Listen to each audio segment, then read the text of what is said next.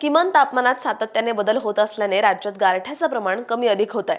तसंच दिवसाच्या कमाल तापमानात वाढ झाल्याने उकाडा देखील जाणवतोय.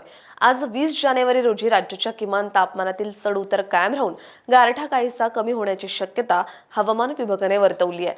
2 दिवसांपासून असलेली पावसाची उघडीप, उत्तर भारताकडून वाहणारे कोरडे वारे यामुळे दक्षिण भारतातील ईशान्य मोसमी वाऱ्यांचा म्हणजेच ईशान्य मान्सून हंगाम संपल्याचा हवामान विभागाने जाहीर केलाय. उत्तर भारतात थंडीचा कडाका कायम असून सोमवारी म्हणजेच काल 19 जानेवारी रोजी पंजाबच्या अमृतसर येथे देशाच्या सपाट भूभागावरील निचांकी 2.6 अंश सेल्सिअस तापमान नोंदवले गेले, तर सकाळी 8:30 वाजेपर्यंतच्या 24 तासांमध्ये कर्नाटकच्या कारवार येथे देशातील उच्चांकी 35.6 अंश सेल्सिअस तापमानाची नोंद झाली आहे.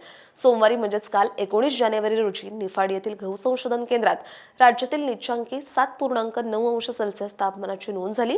गोंदिया येथे 9.8 अंश सेल्सिअस आणि धुळे कृषी महाविद्यालयात 10 अंश सेल्सिअस तापमानाची नोंद झाली. सकाळी 8:30 पर्यंतच्या 24 तासांमध्ये मध्य महाराष्ट्रातील सोलापूर येथे राज्यातील उच्चांकी 33.4 अंश सेल्सिअस तापमान नोंदवले गेले. राज्याच्या किमान तापमानात वाढ होत असल्याने गारठा कमी अधिक होतोय.